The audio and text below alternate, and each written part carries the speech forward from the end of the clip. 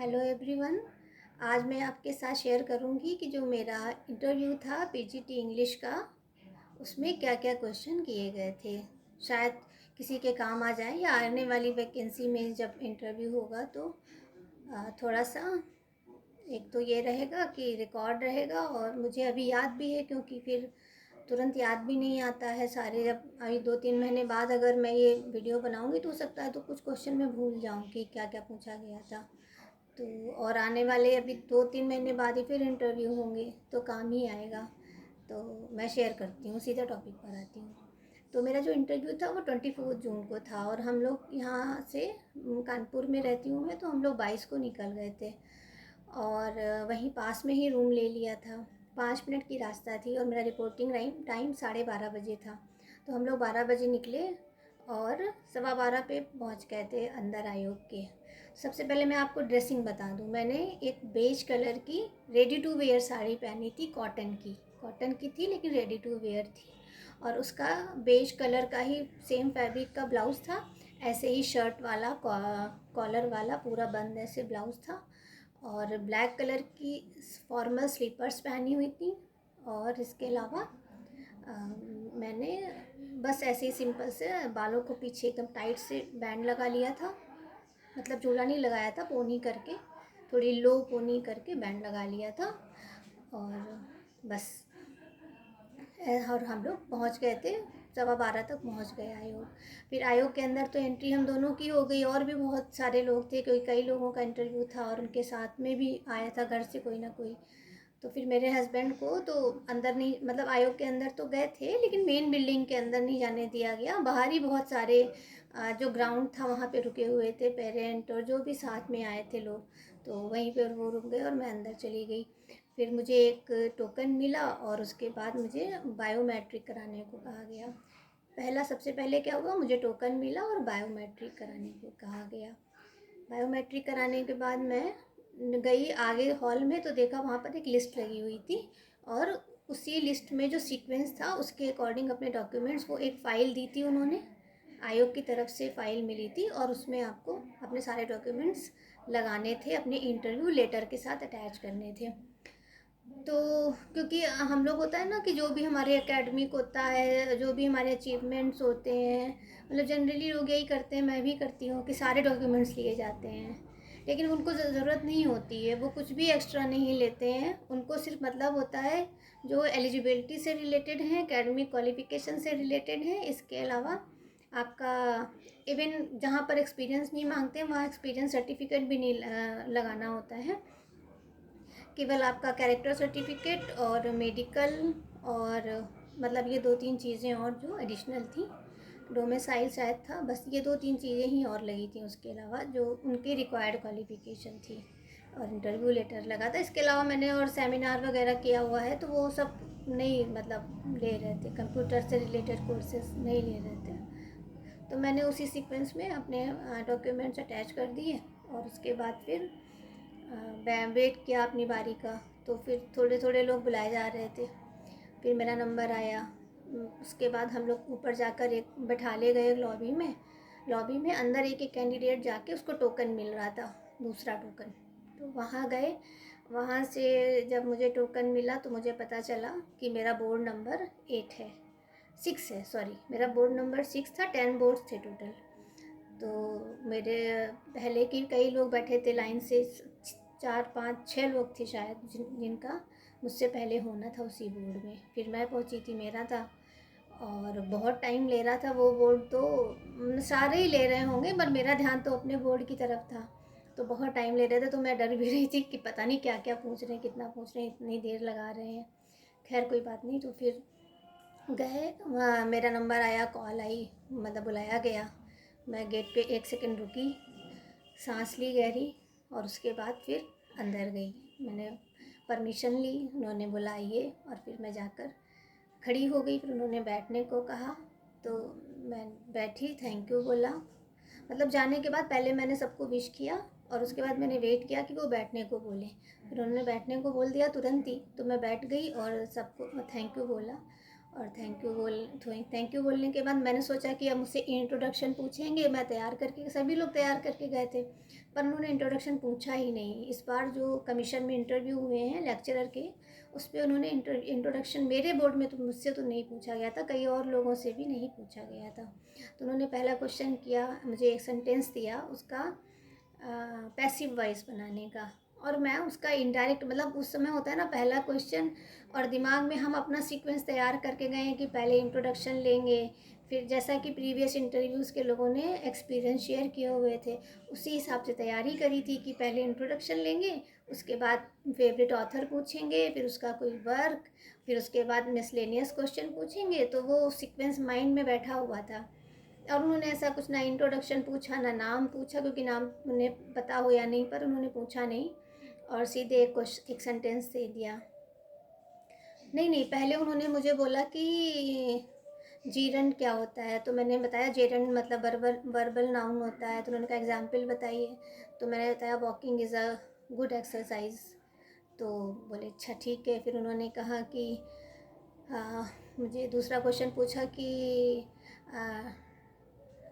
Shut the door, इसका passive करिए। और अब उस समय मतलब इतना बेसिक सा क्वेश्चन, ऐसे वाले लेट वाले क्वेश्चन हम लोग कितने प्रैक्टिस करते हैं, हर छोटे बड़े एग्ज़ाम में आते हैं, मतलब वो तो बेसिक है बिल्कुल ग्रामर का। पर उस समय स्ट्राइक ही नहीं कर रहा, मैं उसका इनडायरेक्ट बना रही। और मैं तो उन्होंने थोड़ा सा गैस मतलब हिंट दिया कि ये लेट से शुरू होगा, तो मुझे तुरंत स्ट्राइक करके हमने कहा let the door be shut. तो बोले हाँ ठीक है, याद नहीं आ रहा था। मैंने कहा जी।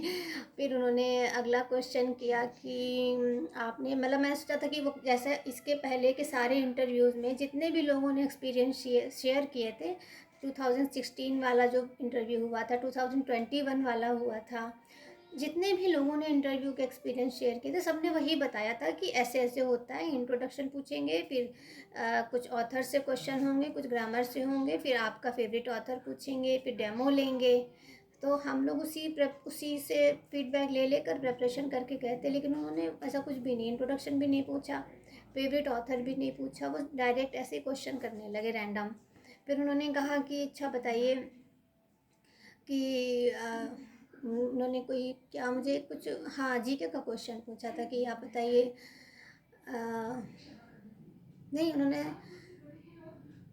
थॉमस हार्डी के बारे में पूछा कि आपने थॉमस हार्डी को पढ़ा है। मैंने कहा हाँ।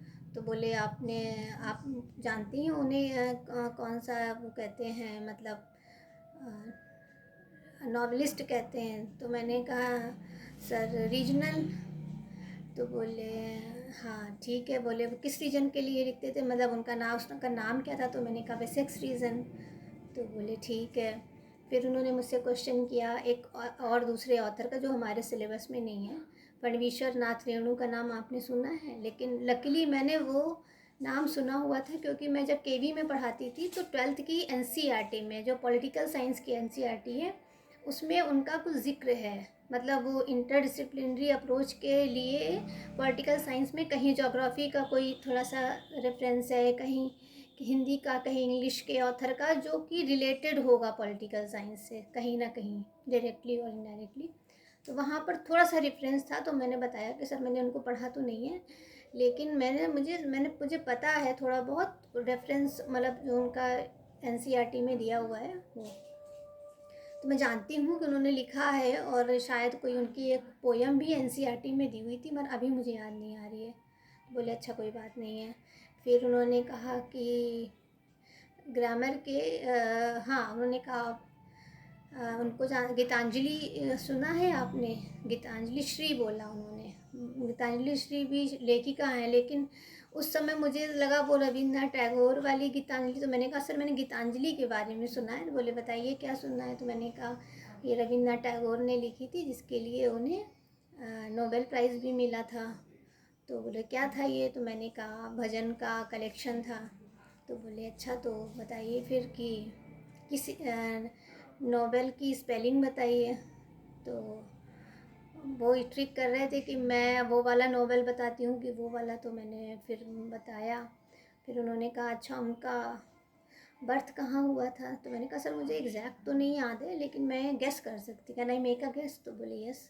तो मैंने कहा सर स्वीडन। तो बोले यस ओके राइट।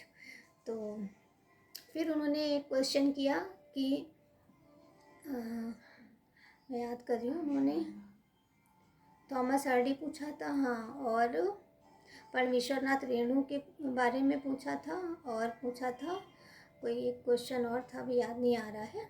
जीके के भी बहुत सारे, कई सारे क्वेश्चन पूछे थे। कि फिर आयोग के सदस्य ने मुझसे एक जीके का क्वेश्चन पूछा कि जैसे रेनेसा आपने पढ़ा है, तो मैंने कहा हाँ, तो बोले कि जो यूरोप में रेनेसा हुआ था वैसे इंडिया में भी रेनेसा हुआ है। इंडिया में रेनेसा करने वाला नाम कोई आप जानती हैं? तो मैंने बताया, मैंने उस समय की जी जितना मुझे पता है, दयानंद सरस्वती, राजा राम मोहन राय, इन लोगों ने भारतीय समाज की, इंडियन सोसाइटी से एविल्स को हटाने के लिए और रिफॉर्म करने के लिए बहुत काम किया था। तो बोले अच्छा। फिर जो मेंबर्स, बोर्ड मेंबर्स थे, बाहर से आए हुए प्रोफेसर्स थे, फिर उन्होंने मुझसे पूछा कि आप जॉर्ज बर्नार्ड शॉ को जानती हैं? सुना है। मैंने कहा हाँ। बोले उनका कोई एक वर्क बताइए, तो मैंने मैन एंड सुपरमैन बताया उनका। बोले अच्छा। फिर उन्होंने मुझे एक लाइन दी, बोले truth is beauty, beauty is truth. ये किसकी लाइन है? तो मैंने कहा सर जॉन कीट्स की। तो बोले हाँ, जॉन कीट्स की ही लाइन थी। फिर उन्होंने कहा अच्छा, ये लाइन किस वर्क में है? तो मुझे उस समय याद ही नहीं आ रहा था। मैंने कहा एंडेमान। बोले नहीं, एंडेमान की नहीं है। फिर मैंने दूसरा वर्क बताया, बोले इसकी भी नहीं है। फिर मुझे याद ही नहीं आ रहा, तो मैंने कहा सॉरी सर, मुझे नहीं याद आ रहा। तब उन्होंने बताया कि नहीं, ये ओड टू ग्रेशियन अर्न की लाइन है। मैंने कहा वो बहुत पॉपुलर लाइन है, एक्चुअली मुझे पता होना चाहिए था, क्योंकि जॉन कीट्स की एक ये line, truth is beauty, beauty is truth, और एक वो अ थिंग और beauty is Joy for ever, ये बहुत ही पॉपुलर है। मतलब अगर आपके सिलेबस में John Keats, sorry light interrupt हुई थी, अगर आपके सिलेबस में जॉन कीट्स है तो ये इन 2-4 लाइन्स में कुछ ना कुछ ज़रूर पूछी जाती है उनकी, बहुत ही पॉपुलर लाइन्स हैं।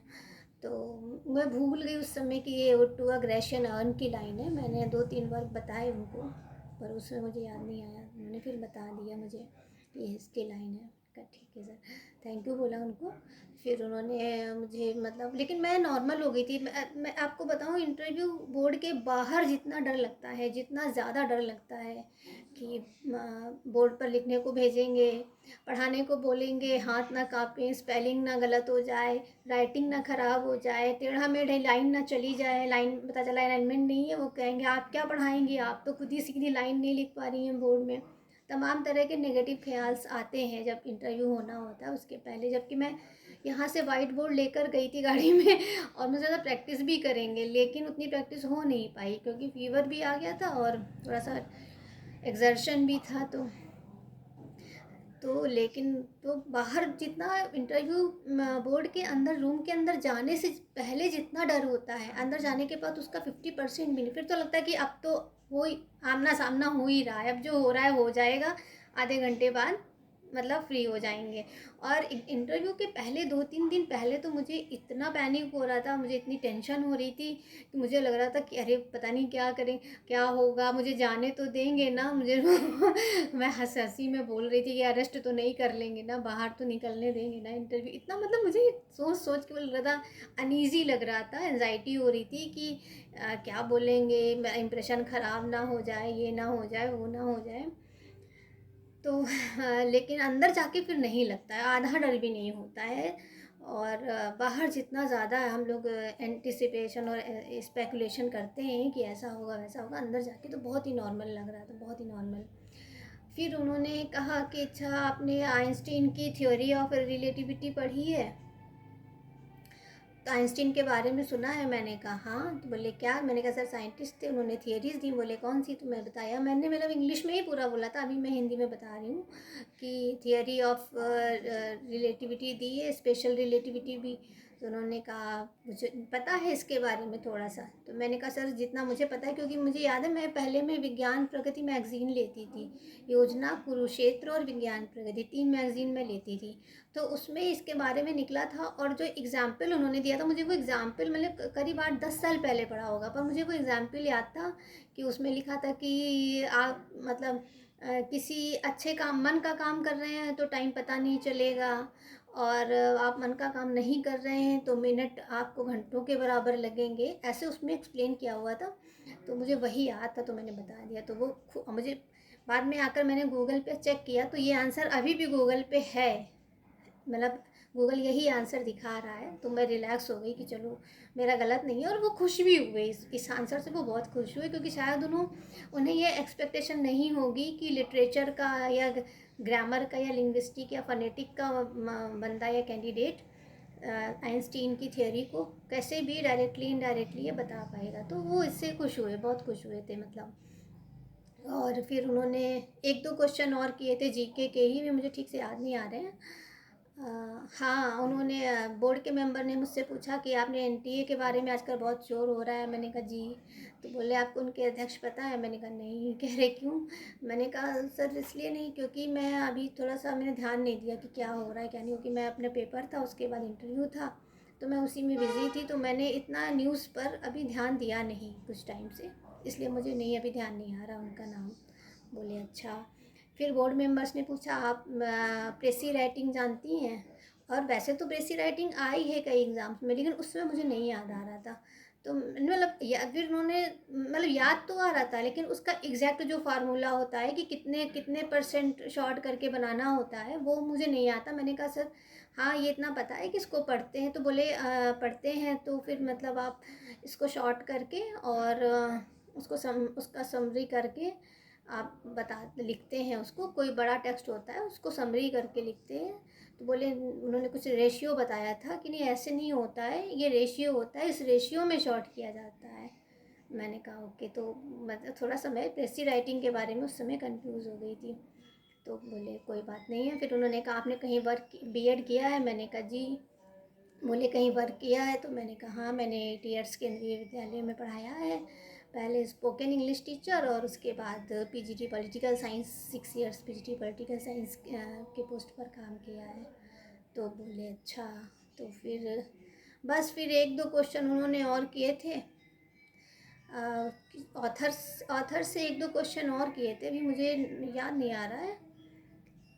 एक दो क्वेश्चन उन्होंने और किए थे, उसके बस फिर वो बोले ठीक है अब आप जा सकती हैं। तो मैंने थैंक यू बोला, हैव अ नाइस डे बोला तीनों मेंबर्स को, और फिर मैं बाहर आ गई। अब मैं इसके बाद ना रिकॉल करूँगी, मैं कुछ क्वेश्चन देखिए अभी भूल रही हूँ। अभी तो 1 महीना हुआ इंटरव्यू हुए, अभी तो मतलब कोई बहुत टाइम नहीं हुआ है। और तो मैं जो क्वेश्चन मुझे नहीं याद आ रहे, क्योंकि शायद 2-3 क्वेश्चन और हैं, 4 वो मैं भूल रही हूँ, तो मैं उनको फिर से लिखूँ, मैं याद करके नोट करूँगी, मैं फिर बताऊँगी आपको अगर मैंने कोई क्वेश्चन मिस किया है। आई थिंक 3-4 क्वेश्चन मुझे नहीं याद आ रहे, अभी नहीं याद आ रहे, मैं फिर से उनको ध्यान करूँगी। तो मुझे इस तरह से मेरा इंटरव्यू हुआ। तो कुछ क्वेश्चन मैं नहीं बता पाई, कुछ क्वेश्चन उनके थोड़ा हिंट देने के बाद बता पाई, और कुछ क्वेश्चन अनएक्सपेक्टेडली मैंने उनको बता लिया, जिसमें वो खुश भी बहुत हुए। तो मेरा मिक्स रिस्पॉन्स था। और फिर मैं जब बाहर आई तो मैं तो खुश थी, क्योंकि मैंने कुछ टाइम सिविल की प्रिपरेशन भी की है, तो मेरा जीके ठीक ठीक था। लेकिन बहुत से लोग तो सिविल की प्रिपरेशन सब कोई तो नहीं करता है जो टीचर बनना है, कुछ लोग सीधे टीचिंग लाइन में ही आते, तो वो जीके जीएस को इतना ज़्यादा नहीं ध्यान देते, उनको ज़रूरत ही नहीं होती है। तो ऐसे कैंडिडेट्स जो इंटरव्यू से निकल के आ रहे थे, उनके चेहरे थोड़ा उतरे हुए थे, क्योंकि वो नहीं बता पाए। ऑब्वियस सी बात है, जो जिसको ज़रूरत ही नहीं है वो चीज़ पढ़ने की, तो वो कोई क्यों पढ़ेगा। तो वो उनको और ऐसे पता भी नहीं था कि जीके पूछा जाएगा, वो तो वहीं जाकर पता चला कि जीके पूछ रहे हैं, तो उसमें लोग डिसअपॉइंट होकर निकल रहे थे। बट मेरा क्योंकि मिक्स मिक्स था, तो मैं ठीक ठीक ठीक मुझे लग रहा था, उतना बुरा नहीं लग रहा मुझे, इनफैक्ट अच्छा ही लग रहा था। मुझे लग रहा था कि जितना मैं डर रही थी 3 दिन से, जितना मैं इमेजिनेशन कर रही थी कि बहुत ह्यूमिलिएटिंग ना हो जाए, मैं बहुत ही एम्बैरस ना फील करूँ और ख़ुद को फील कराऊँ कि कुछ बता ही नहीं पा रही हूँ, सब वैनिश हो गया, ब्लैंक हो गया, ऐसे मन में आ रहा था। तो मतलब ऐसा कुछ नहीं हुआ अंदर जाकर, और ठीक ठीक गया था मेरा इंटरव्यू। और मुझे 50 में 35 मार्क्स मिले थे। तो लेकिन फाइनल लिस्ट में, क्योंकि मेरे इंटरव्यू में 35 मार्क्स मिले, और 5 मार्क्स मुझे बीएड के मिले, और 425 में 391 मार्क्स मेरे रिटर्न के थे। तो रिटर्न के तो मेरे अच्छे मार्क्स थे, इंटरव्यू के भी ठीक थे, लेकिन क्योंकि पोस्ट बहुत कम थी, केवल 28 वैकेंसी थी जनरल की, तो मेरा मतलब जो फाइनल मेरिट गई थी वो 340 गई थी और मेरा टोटल जो बना था वो 330 बना था। यानी कि 3 क्वेश्चन अगर मेरे और सही होते, 3.4 मार्क्स का एक क्वेश्चन था, मेरे अगर 3 क्वेश्चन और सही होते तो मेरा फाइनल मेरिट में नाम आ जाता। इतनी कम वैकेंसी में भी आ जाता। 2-3 क्वेश्चन से रह गया, लेकिन कोई बात नहीं है। बट मुझे बहुत अच्छा एक्सपीरियंस हुआ और बहुत खुशी भी हुई कि वो कमीशन जिसको हम लोग न्यूज़ में सुनते हैं, देखते हैं, मतलब ऐसे कोई बहुत बड़ी अनटचेबल टाइप की चीज़ कि हम वहाँ पहुँच ही नहीं सकते, वहाँ गए, वहाँ इंटरव्यू दिया। वो सचिव जिनको हम लोग यूट्यूब में न्यूज़ चैनल्स में देखते हैं, वो वहीं खड़े हैं जहाँ पर वेरिफिकेशन, डॉक्यूमेंट वेरिफिकेशन हो रहा है, वहीं से निकल रहे हैं नॉर्मली। चाय दी जा रही है, कैंडिडेट्स को पानी रखा है, बड़ा ही मतलब इजी सा माहौल था इंटरव्यू के पहले। और इंटरव्यू के मतलब अंदर भी सच बताऊँ तो जितना बाहर डर लग रहा था, अंदर बहुत ही बोर्ड मेंबर्स ने बहुत ही एकदम नॉर्मल फील कराया। ऐसे कुछ नहीं कि अरे आपको ये नहीं आता है, आप इतनी सी बात नहीं बता पा रहे। कभी कभी ना इंटरव्यू मेंबर ऐसे बोल देते हैं, बोर्ड मेंबर, कि आपकी जो गाड़ी है वो पटरी से उतर जाती है बिल्कुल और फिर चढ़ती ही नहीं है पूरे इंटरव्यू में, फिर आप ना वो डिरेल हो जाते हो, जो आ भी रहा होता है ना वो भी निकल जाता है माइंड से। लेकिन मेरे केस में ऐसा नहीं हुआ। और जितने भी लोग इंटरव्यू दे के आ रहे थे, अगर आंसर नहीं बता पा रहे हैं तो टेंशन तो चेहरे पर दिखती थी, और निकल के आते थे लोग तो चेहरे पर वो टेंशन दिख रही थी। मगर बोर्ड मेंबर्स ने अच्छे से कामली कूली एकदम ऐसे मतलब कंफर्टेबल फील कराया। और तो मेरा एक्सपीरियंस तो बहुत अच्छा था। फिर हम लोग आ गए रूम पर, तो फिर अगले दिन ये हुआ कि चलो प्रयागराज है तो संगम नहा लेते हैं। तो मैंने कहा नहीं, अब जो कहते हैं ना हम लोग, क्या कहावत है कि गंगा नहा ली, तो अब गंगा जी तभी नहाएंगे जब हमें ज्वाइनिंग लेटर मिल जाएगा। सिलेक्शन होता है तो, नहीं होता है तो अगली बार वाला जो आ रहा है अभी उसको अच्छे से करेंगे और तभी जाएंगे जब जब जब हमारा फाइनल सिलेक्शन हो जाएगा, ये टेंशन ख़त्म होगी। तो लेकिन बहुत अच्छा, मैं मतलब लौट कर आ रही थी तो मुझे फ़ीवर था, बहुत तेज़ फ़ीवर था, लेकिन इतना हल्का फ़ील हो रहा था अंदर से, इतना हल्का फ़ील हो रहा था कि चलो इंटरव्यू हो गया, रिलैक्स। तो मैं आपको ये बताना चाहूँगी कि पहले हमें लगता है, मतलब हम अनुमान लगाते रहते हैं ना कि क्या पूछेंगे, ऐसे डांट ना दें, हड़का ना दें, या हम बहुत एम्बेरसमेंट वाला कोई काम ना कर दें कि सिंपल सी चीज़ पता चला बहुत ही बेसिक चीज़ में अटक जा रहे हैं। जैसे मैं अटक गई शट द डोर के पैसिव बनाने में। तो ये होता है और सबके साथ कुछ ना कुछ गलती होती है, क्योंकि वो माहौल ना अंदर वो बहुत अच्छा फील कराते हैं, लेकिन फिर भी एक थोड़ा सा फोबिया तो होता है। लेकिन अच्छा एक्सपीरियंस था और मैंने उतनी ज़्यादा मेहनत भी नहीं करी थी कि मैं कहूँ कि मैं 2-3 साल से पढ़ रही थी, मेरा हुआ नहीं। मैंने लास्ट के 3-4 महीने बहुत अच्छे से तैयार किया था। मैंने पहले के वीडियो में भी बताया है कि लास्ट के 4 महीने मैंने बहुत अच्छे से रिटन नोट सारे 2-2 बुक से तैयार किया था। मतलब 4 महीने तो मैंने बहुत अच्छे से मेहनत करी थी। तो और ऐसा भी नहीं है कि ये मेहनत मेरी बेकार जाएगी, आगे काम आएगी। तो ये मेरे इंटरव्यू था। और जो क्वेश्चन अगर मुझे कुछ याद आते हैं तो मैं सेकंड पार्ट में इसके बारे में बताऊंगी। थैंक यू आप सबका, थैंक यू।